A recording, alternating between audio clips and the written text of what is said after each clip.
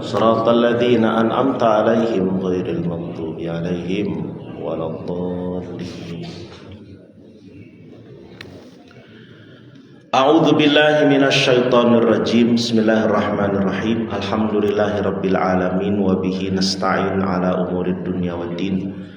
Salatu wassalamu ala asyrafil anbiya wal mursalin sayyidil insi wal jinni ajmain.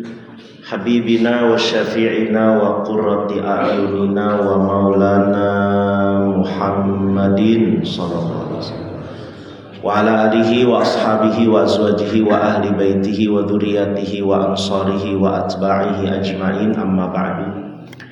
Allahumma rabbi shrah li sadri wa yassir li amri wahlul 'uqdatam min lisani yafqahu qawli. Rabbi zidni ilma warzuqni fahma. Subhanaka la ilma lana illa ma 'allamtana innaka antal alimul hakim. Alhamdulillah, puji syukur kita panjatkan kehadirat Allah Ta'ala yang dengan karunia nikmatnya kita hadir kembali di majelis ta'lim ini di Masjid Nurul Falah, melaksanakan kewajiban kita thalabul ilmi. Salawat dan salam semoga Allah curah limpahkan kepada junjungan kita Nabi besar Muhammad. Hari ini kita berada di hari Sabtu Pahing 8 Agustus 24 Safar 1448 Hijriah. Fikih tematik pertemuan ke 124 ya. 184 hari lagi menuju bulan Ramadan, 214 hari lagi menuju Idul Fitri, 281 hari lagi menuju Idul Adha ya. Ya, di kesempatan subuh hari ini kita akan coba kupas mengenai perlombaan undian dan arisan. Ini kan menjelang 17-an nih ibu-ibu, bapak-bapak ya. Suka ada lomba makan karung, iya. Nelan gundu ya. Apa itu namanya? Panjat pinang. Tapi panjat pinang itu para ulama memandang haram mutlak, Pak. Karena nggak boleh dipanjat dulu baru dipinang, harus dipinang dulu baru dipanjat. Ya, nah bagaimana ini perlombaan ya, undian, kalau ibu-ibu tentu arisan ya. Nah, ini sering jadi pertanyaan. Perlombaan undian arisan dalam Islam itu bagaimana, dasar hukumnya, kemudian permainan perlombaan itu kriterianya gimana sih, yang boleh, yang tidak boleh. Ada iuran buat perlombaan, kemudian secara spesifik hukum undian dan arisan dalam Islam. Beberapa referensi yang dipakai ini dari kitab-kitab klasik, karena masalah permainan dan perlombaan itu sudah ada di kitab-kitab fikih dari dulu, Pak.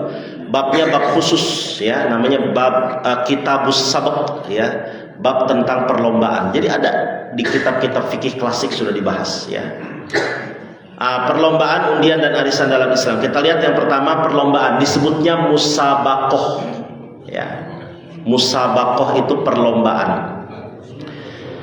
kegiatan adu ketangkasan, kecerdasan atau fisik antar beberapa pihak untuk menentukan siapa yang terbaik ya. Siapa yang paling bagus, siapa yang paling juara begitu ya. Hukum asalnya boleh, Pak, mubah kok ya. Musabaqah perlombaan itu hukum asalnya boleh, mutlak boleh. Bahkan disunahkan jika bertujuan meningkatkan ketangkasan iman atau kebaikan fisik. Misalnya kan ada musabaqah tilawatil Quran, ada musabaqah hifzil Quran, MTQ, MHQ ya, ada LCC, lomba cerdas cermat terkait keagamaan, terkait keilmuan. Itu boleh secara mutlak. Bisa menjadi haram. Nah ini ya, jika hadiahnya diambil murni. Nah ini dari uang iuran para peserta tanpa adanya kompensasi operasional real atau peserta penyelamat muhalil. Nanti kita bahas sedikit ada tentang muhalil ya. Di kitab-kitab fikih perlombaan ini dibahas dalam bab khusus, yaitu bab as-sabaq, atau ada lagi di kitab lain bab as-sabaq war rami ya, bab tentang perlombaan dan memanah. Ini bab khusus ya di kitab fikih. Artinya bahwa ini bukan masalah kontemporer belaka, Pak. Ini memang sudah ada pijakannya dari para ulama fikih ya, klasik. Jadi secara hukum dasarnya boleh perlombaan itu ya. Dalil-dalilnya ini misalnya kita ambil di surah Yusuf ayat 72 tentang sayembara berhadiah piala makanan seberat beban 1 unta dari pihak istana. Ini ada sponsor pihak ketiga. Bagi siapa saja yang berhasil menemukan dan mengembalikan piala raja yang hilang. Nafqidu su'al malik waliman ja'a bihi himlu ba'ir wa ana 'ala dzalika za'im. Itu di Yusuf ayat 72. Jadi kan dalam cerita itu dikisahkan bahwa Nabi Yusuf ya sebagai pejabat, sudah jadi pejabat waktu itu, beliau memasukkan piala raja ke dalam karung beras, karung gandumnya saudara-saudaranya yang beli beras ke Mesir. Kemudian tertuduhlah mereka sebagai pencuri, Pak, gitu ya. Nah, maka ada sayembara itu, siapa yang bisa mengembalikan piala raja akan dapat hadiah berupa himlu ba'ir, gandum seberat beban unta gitu. Artinya sebanyak beban yang dibawa unta. Itu artinya ada perlombaan, ada sayembara. Kemudian Al-Baqarah 148 ini paling jelas, fastabiqul khairat, berlomba-lombalah dalam kebaikan ya. Hadis riwayat Imam Abu Daud tentang perlombaan berkuda, hadiah patungan bersama baru dihalalkan jika disisipkan kuda lain sebagai muhalil, atau muhalil ini peserta yang digratiskan tapi punya hak menang yang sama, dan menghindarkan permainan tersebut dari sifat muqamarah atau qimar atau perjudian. Jadi musabaqah dalil-dalilnya, isyarat-isyaratnya ada dalam Quran maupun hadis. Ini tentang perlombaan. Kemudian yang kedua tentang undian. Istilahnya qur'ah ya, qur'ah. Apa ini? Metode penentuan pilihan hak atau urutan giliran yang dilakukan secara acak dengan media tertentu. Pakai nama ya, di pilin-pilin kecil-kecil gitu Pak ya, pakai sedotan dimasukin. Kemudian atau pakai undiannya pakai hitung nomor misalnya ya. Itu metodenya banyak sekali. Hukum asalnya boleh karena pernah dipraktikkan langsung oleh Nabi untuk menentukan giliran istri-istri beliau yang ikut dalam perang ya.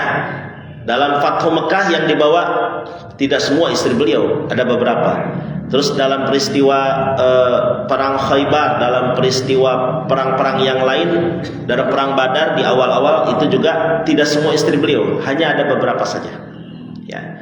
Nah, karena supaya adil, beliau pakai kocokan gitu Pak, ya, pakai undian. Ya. Siapa yang keluar, namanya dia yang ikut. Nah, itu cara menggilir Nabi dalam berbuat adil kepada istri-istrinya ya. Kemudian undian ini sah selama digunakan untuk membagi giliran yang adil tanpa merugikan secara materi. Tapi berubah dia menjadi judi Pak jika peserta wajib menyetor uang taruhan demi spekulasi berburu hadiah ya. Jadi undiannya, kalau yang keluar siapa, mereka akan mendapatkan harta dari orang yang mempertaruhkannya itu. Ya, ini undian. Dalil undian, Qur'ah Ali Imran ayat 44, mukjizat kisah para pemuka agama yang melemparkan pena alat undian ke sungai untuk menentukan siapa yang paling berhak mengasuh dan memelihara Maryam. Siti Maryam itu keponakannya Nabi Zakaria. Ya, jadi ketika mau ditentukan siapa yang ngasuh Maryam, itu para pemuka agama kumpul menentukan, dan keluarlah nama Zakaria, keluar Nabi Zakaria. Nabi Yunus juga waktu di atas perahu terombang-ambing perahunya, itu para penghuni perahu melakukan undian untuk menentukan siapa yang akan menceburkan diri ke laut.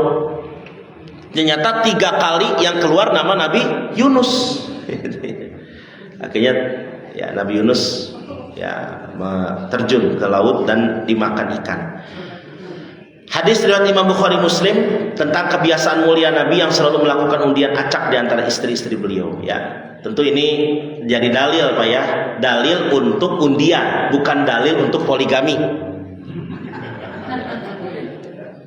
Jangan dijadikan dalil poligaminya ini, ya. Jadi kalau Nabi melakukan safar tadi ya selalu melakukan undian-undian. Nah, bagaimana dengan arisan? Jam'iyah syahriyah ini istilah. Kalau arisan ini kan kontemporer ya. Ini jam'iyah syahriyah, perkumpulan bulanan atau qard tanawubi, utang piutang yang saling menanggung satu sama lain, bergilir, utang piutang bergilir. Qard tanawubi. Ini kegiatan pengumpulan uang atau barang secara periodik oleh sekelompok orang yang kemudian digilir pemanfaatannya lewat mekanisme undian acak. Ya, ngumpulin barang nih, uang periodik. Kemudian siapa yang mau pakai duluan, kocok aja keluar duluan. Hukum asalnya boleh, ya, arisan boleh ibu-ibu ya, menurut mayoritas ulama kontemporer. Tapi dia statusnya utang, gitu. Jadi utang piutang yang digilir untuk kepentingan sosial gotong royong. Jadi haram dia utang ini, arisan ini, kalau ada terdapat skema potong komersial, lelang, atau penambahan nominal bersyarat yang mengarah pada riba. Misalnya, bulan ini kocokannya dilelang, siapa yang mau ngambil duluan jatahnya, nanti dipotong ya, misalnya cair 10 juta, 2 jutanya buat pengelola. Itu nggak boleh ya, kalau dilelang kayak gitu nggak boleh. Jadi kocokannya udah aja, qur'ahnya tadi, undiannya tuh lepas aja sesuai dengan alur kocokan itu yang keluar nama siapa. Jadi dia boleh karena sifatnya utang piutang dan ada nilai gotong royongnya. Dalilnya Pak, Al-Maidah ayat 2 tentang perintah dasar saling tolong menolong, wa ta'awanu 'alal birri wat taqwa wa la ta'awanu 'alal itsmi wal 'udwan. Terus kaidah fikih mazhab Syafi'i tentang batas tegas utang piutang bergilir tanpa bunga. Ini jelas ada kaidah berbunyi kullu qardin jarra manfaatan fahuwa riba. Setiap utang yang menarik keuntungan, setiap utang nih yang ada keuntungannya di dalamnya pasti riba. Ya. Jadi kalau tidak ada keuntungan nggak apa-apa. Intinya yang penting jangan ada ribanya aja dalam arisan ini. Nah, bagaimana nanti biaya operasional itu disepakati dari awal. Kalau itu bukan untuk ya penarikan di ribanya, tapi itu ada biaya pembayaran khusus, bukan dalam masuk kategori arisan. Nah, sekarang kita lihat perlombaan yang bagaimana yang sah dalam Islam atau yang tidak boleh dalam Islam dan yang boleh dalam Islam. Yang pertama, perlombaan yang boleh, yang halal. Suatu permainan atau perlombaan dihukumi halal jika memenuhi beberapa kriteria. Satu, mengandalkan logika, menggunakan ketelitian hitungan, strategi berpikir, LCC, cerdas cermat, ya, catur, kuis, sains. Walaupun catur ada beberapa ulama yang memakruhkan, Pak. Tapi catur itu selagi dia wajar, karena dia mengasah otak, untuk apalagi untuk mengasah kecerdasan. Ya, di sini saya tahu di jemaah kita ini banyak raja-raja catur, Pak. Ya, karena kalau saya lagi lewat suka ngelihat mereka lagi main catur. Ya, kalau untuk mengisi sekedar waktu luang, hiburan, berpikir dengan tajam, itu nggak ada masalah sebenarnya. Melatih fisik, membantu kesehatan, ketangkasan tubuh, misalnya memanah, berenang, olahraga atletik ya. Yang penting tanpa taruhan. Nah ini dari patungan peserta, tidak ada uang pendaftaran yang dijadikan hadiah, tapi dari sponsor. Itu patokannya nih. Ya. Jadi boleh kalau dari sponsor, tapi kalau dari iuran peserta itu yang dipermasalahkan. Tidak melalaikan waktu. Ini juga patokan nih, tidak melalaikan waktu, dimainkan dalam batas waktu wajar. Tidak membuat pemainnya menunda sholat, melupakan zikir. Mainannya bagus, ya, musabaqah tilawatil Quran, musabaqah hifdzil Quran, sambung ayat, tapi melupakan waktu sholat, sama aja, Pak. Gitu, sama aja. Ya, tapi kalau main catur misalnya, setiap waktu sholat berhenti dulu, nggak apa-apa. Ya, jadi dalam hal ini tidak melalaikan waktunya ini. Ya, kadang-kadang kan kalau udah main game ya, apalagi udah game online, waduh itu udah nggak sadar, Pak. Itu padahal berkumpul dalam satu tempat, semua dikasih HP, nggak ada yang saling tegur satu sama lain. Semuanya fokus ke HP. Ini yang menjadi adabnya ya, tidak melalaikan waktu itu. Makruh, permainan bisa jadi makruh kalau apa? Kalau mengandalkan untung-untungan, mekanismenya didasarkan spekulasi atau nasib acak tanpa taruhan uang, meskipun tanpa taruhan uang, seperti main gapleh, domino, ludo. Ya, gapleh ini tanpa uang mainnya, tapi suka ada untung-untungan dan suka ada ejek-ejekan di situ ya. Apalagi pas main gapleh itu sambil pas ngejatuhin teh, plop, ya sambil ngomong QQ gitu, sambil ngomong modar sih ya, cina gitu, Pak. Itu yang diajak mainnya mertuanya lagi, Pak. Ya, mertuanya dibilang modar seuri, wae maneh nate, ketawa aja. Itu gapleh tuh, banyak suul adabnya. Nah, makanya kalau di kitab kita, kalau di santri itu ada istilah, habis belajar kitab Tanbihul Ghafilin, mereka langsung main kitab Tanbihul Gaplehin, katanya gitu. Ya. Gapleh. Menyia-nyiakan waktu ini makruh, tidak membawa manfaat buat kecerdasan, malah merusak, Pak, merusak gitu ya. Meski tidak ada yang dirugikan, meski ada taruhan. Ada hukuman non materi, misalnya dicoret tepung, dijepit baju, dicubit oleh peserta lain. Ini tidak sampai haram, tidak halal, tapi makruh gitu. Nah, ini ya hukuman non materi ya. Nah, bisa jadi haram, jadinya judi nih. Kalau apa? Ya, yang pertama kalau adanya taruhan, jelas ini ya, adanya iwab, dua pihak atau lebih nyetor harta atau materi yang bernilai ekonomi. Yuk ikutan yuk, kita main yuk, empatan misalnya, empat-empatnya nyetor 50, 50, 50, 200. Siapa yang menang 200 dipegang oleh yang menang, gitu kan.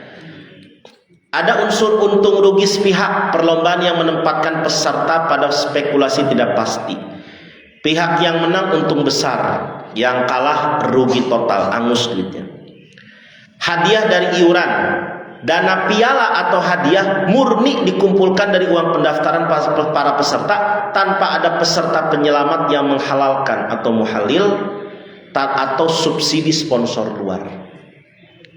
Atau perlombaannya itu menyakiti makhluk hidup, misalnya sabung ayam atau adu domba. Adu dombanya bukan namimah, Pak ya.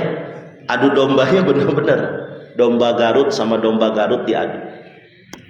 Atau bahkan hewan-hewan kecil tuh, kalau dulu suka ada ngadu apa? Jangkrik, ya itu termasuk, Pak, itu ya. Mungkin banyak pelakunya di antara kita di sini dulu ya. Karena waktu SD belum ngerti, Pak, main beli aja jangkrik di tukang dagang teh. Berapa nih, Bang? Gopek cenah gitu, udah beli. Nah, itu menyakiti makhluk hidup. Jadi haram kalau ada taruhan, haram kalau dari dana yang dikumpulkan dari para peserta itu untuk dijadikan hadiah, haram kalau menyakiti makhluk hidup. Baik, sekarang kita lihat iuran untuk perlombaan. Bagaimana kalau kita bayar iuran untuk perlombaan ini? Skemanya bisa jadi haram, Pak. Judi, karena menarik uang pendaftaran dari peserta. Lalu dana pendaftaran yang terkumpul pure dijadikan biaya hadiah. Ini di dalam kitab Hasyiatul Bajuri bab as-sabq dikatakan oleh Syekh Ibrahim Al-Bajuri, falau akhraja ma'an lam yajuz illa bimuhallil. Jika kedua belah pihak, seluruh peserta nih, sama-sama mengeluarkan modal taruhan iuran hadiah, maka hukumnya tidak boleh haram, kecuali disisipkan seorang muhalil. Siapa dia? Peserta yang gratis, gak ikutan bayar. maka otomatis permainannya jadi halal, mubah gitu. Nah, lebih aman lagi pakai skema sponsor. Uang pendaftaran boleh diambil. Misalnya untuk perlombaan 17-an, surang 100, ya, boleh diambil, tapi dialokasikan buat konsumsi, sewa barang, sewa alat, ya, beli alat, beli kerupuk, beli karung, bayar juri, ya. Lah, pialanya dari mana hadiahnya? Dari uang yang lain. Apakah dari uang kas RT, dari donatur, dari sponsor, terpisah gitu. Maka ada solusi muhalil. Ini di kitab-kitab fikih klasik, Pak. Di kitab Matan Takrib Fathul Qorib itu kitab yang fikih yang paling kecil sekalipun gitu ya. Tetap ada muhalil namanya. Ini menyelipkan peserta yang setara secara gratis tanpa iuran. Jika ia menang, ia dapat hadiah. Hal ini menghapus unsur judi. Ada 3 pemain, ya, 3-tiganya bayar. Kalau 3-tiganya bayar, uang hadiah diambil dari bayaran ketiganya, judi. Tapi datang 1 orang, tat, nggak bayar, saya ikutan boleh nggak? Boleh. Ya udah, 4 ini bermain, siapapun yang menang, karena ada muhalil jadi halal Pak jual beli itunya, perlombaan begitu. Ya, ini Nabi sendiri yang melakukan itu, mengajarkan itu. Kuda di hadis riwayat Imam Abu Daud tadi. Ada permainan kuda, 2 orang, 2 kuda ini mau dilombakan, dua-duanya bayar. Ada taruhan. Kata Nabi, bisa menjadi halal, masukkan 1 kuda lagi tanpa bayar. Ini syariatnya langsung dari Nabi. Ya. Nah, syarat peserta muhalil gimana? Tidak membayar. Ingat, dia tidak boleh bayar. Misalnya kalau misalkan tadi perlombaan anak-anak nih Pak, di kampung kita main 17-an makan kerupuk tadi. Ada anak-anak pada bayar. Ada 1 anak yatim, diem aja ngeliatin aja di pojokan. Kamu kenapa nggak ikutan? Saya kan nggak bayar. Ikut. Nah, maka halal tuh Pak permainannya. Memiliki kemampuan bermain atau berlomba yang setara, ya. Dia memiliki kemampuan sama-sama. Memang untuk buat perlombaan buat anak-anak atau perlombaan buat bapak-bapak sama. Bukan settingan. Pasti kalah hanya untuk mengakali aturan syariat anak bawang. Misalnya perlombaannya lomba maraton bapak-bapak, masukin anak kecil. Ini mah biar syaratnya sah aja katanya, muhalil. Nggak bisa Pak, harus yang setara dengan mereka perlombaannya. Bukan bagian dari anggota keluarga yang dinafkahi atau dibiayai dalam membayar iuran perlombaan tersebut. Jadi karena perlombaannya ini antar warga, biasanya kan per rumah bayaran itu. Maka siapapun orang di rumah itu bisa, kalau hadiahnya dari mereka, jadi judi Pak. Itu. Tapi kalau ada orang di luar perumahan itu ikutan main, boleh, jadi halal. Itu syarat muhalil. Nah, maka kaidahnya apa nih? Jauh lebih aman jika uang iuran perlombaan tersebut tidak digunakan sebagai hadiah, tapi untuk biaya sewa, tempat konsumsi, pembelian peralatan, ngebeliin kaos, boleh kalau itu. Ya. Nah, hadiah dari mana? Dari sponsor. Ini lebih aman. Kelek-ketek aja Pak orang yang kaya di daerah itu. Ya, terutama RT dan RW nih. Ya. Teh, ini nggak ada hadiahnya Teh, gimana?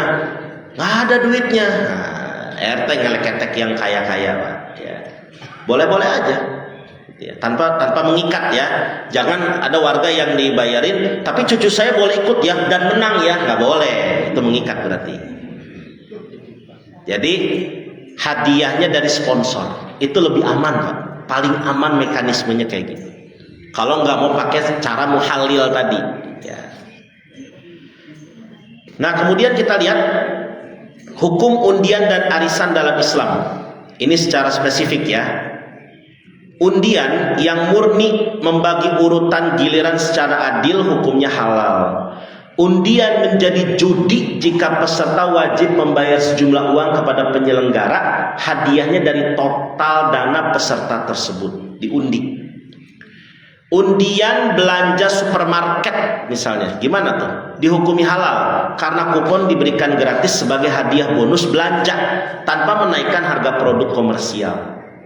Ya, ya ada undian belanja, tapi kan dia belanja Pak di situ.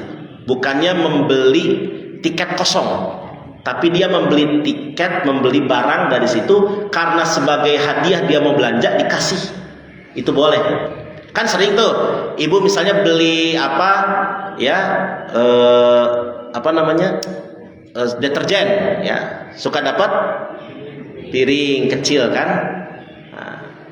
Ada nggak beli deterjen dapat Fortuner Pak? Ya, ada. Ya. Tapi kalau bulan Ramadan katanya begitu Pak. Ya, bulan Ramadan itu kita ibarat beli deterjen tapi dapatnya Fortuner. Ya, itu di bulan Ramadan pahalanya. Ya. Nah, kalau kita belanja di supermarket, yang penting belanja, bukan dapat pengen ngejar tiket kosong. Kemudian undian pembagian giliran hukumnya halal karena murni alat keadilan menentukan urutan hak tanpa taruhan. Contoh nomor antrian, urutan permainan. Ya kan seperti main bola. Tim mana dulu nih, kesebelasan mana dulu yang duluan? Ya, apakah yang A atau yang B? Diundi pakai koin. Itu boleh. Menjadi judi jika peserta wajib bayar tiket dan uang tiket diputar menjadi hadiah. Sama kayak tadi. Undian belanja supermarket produsen hukumnya halal karena uang konsumen 100% menjadi barang belanjaan. Kupon undian adalah bonus gratis hibah untuk promosi.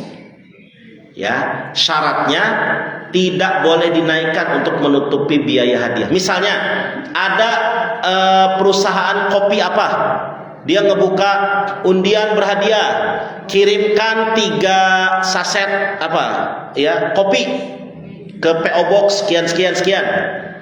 Terus nanti udah sampai di sana, dikocok, diundi, dapat hadiahnya macam-macam, ada umroh, ada ini, ada itu. Nah itu boleh Pak, karena kan kita beli di situ, beli sasetannya, bukan beli tiket kosong.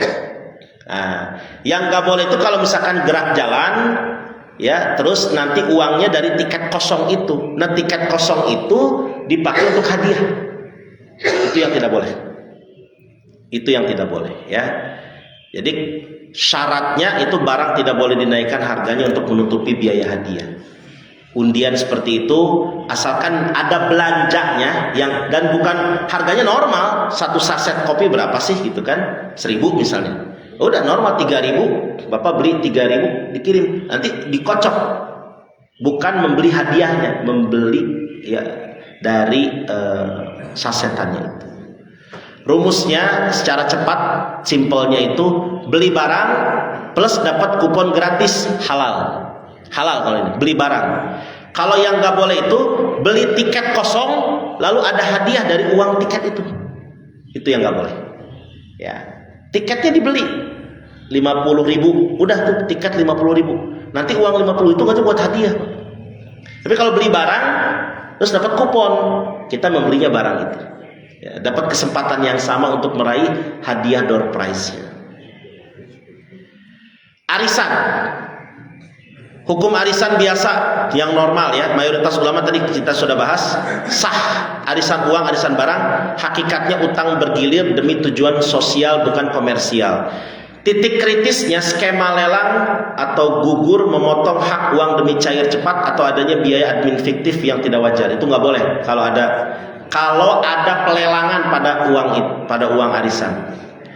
Terus ada arisan kurban Pak, ya suka ada kan arisan kurban. Sah nih Pak, catatannya diperbolehkan berkurban dengan sistem berutang bagi orang yang yakin memiliki kemampuan finansial tetap untuk melunasinya. Yang penting punya kemampuan finansial tetap. Tapi kalau dia nggak punya kemampuan finansial tetap, jangan coba-coba.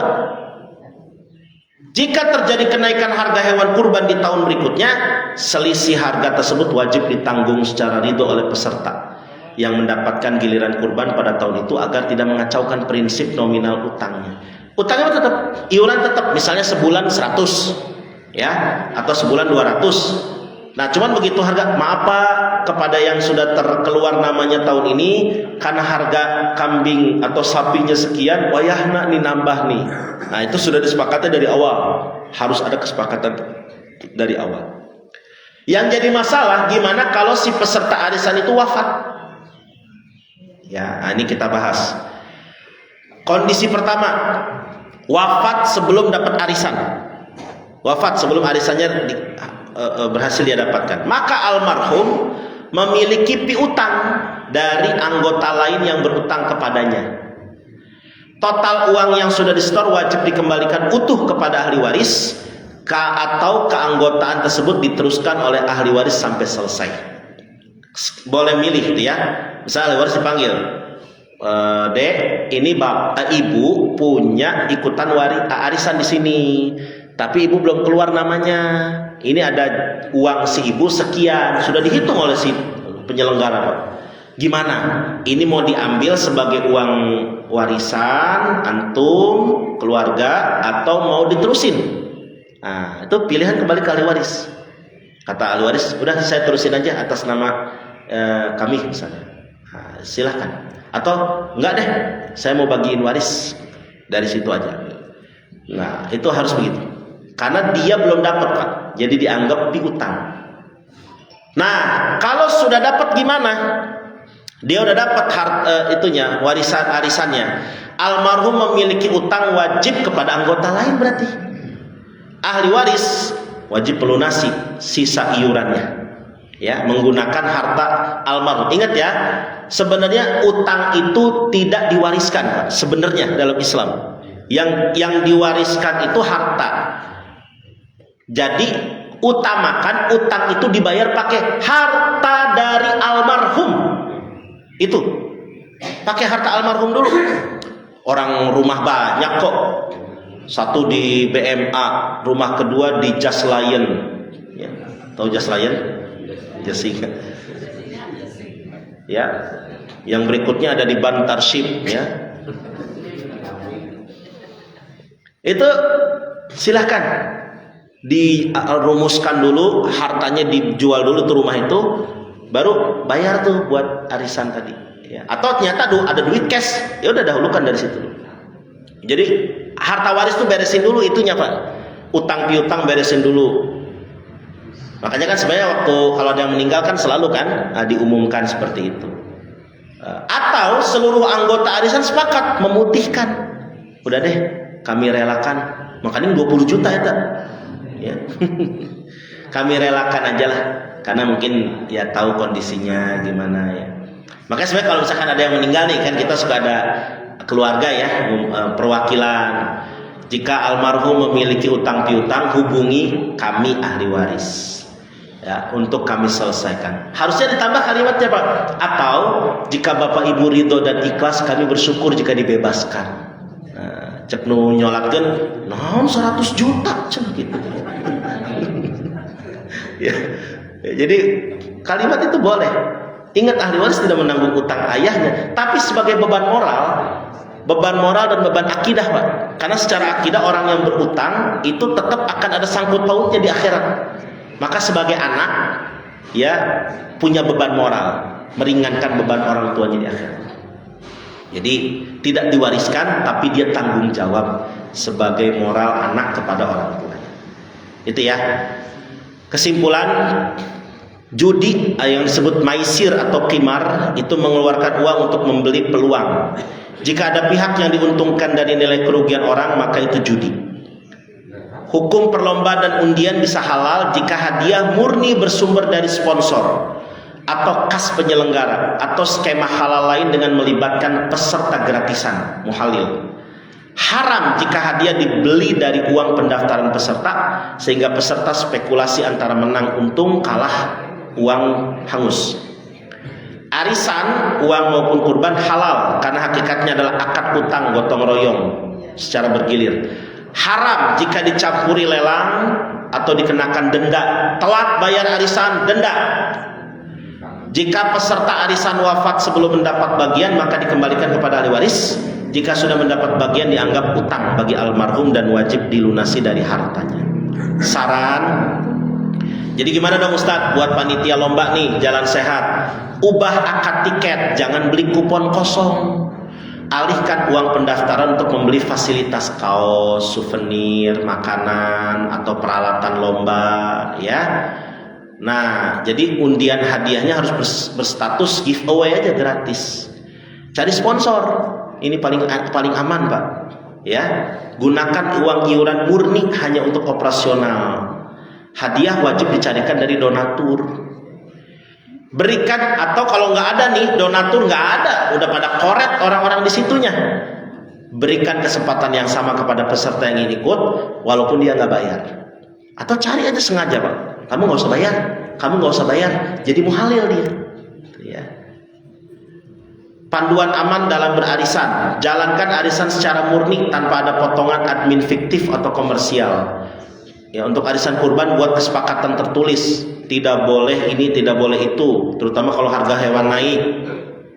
Terus jangan sampai udah dapat giliran keluar. Panitia arisan wajib membuat aturan. Ya ini ya, jika salah satu anggota wafat sesuai aturan syariat yang tadi disebutkan. Syukran katsiran, jazakumullah khairan. Nanti masih ada kajian-kajian berikutnya di pertemuan akan datang. Silakan jika ada yang mau disampaikan. Mangga Pak Haji.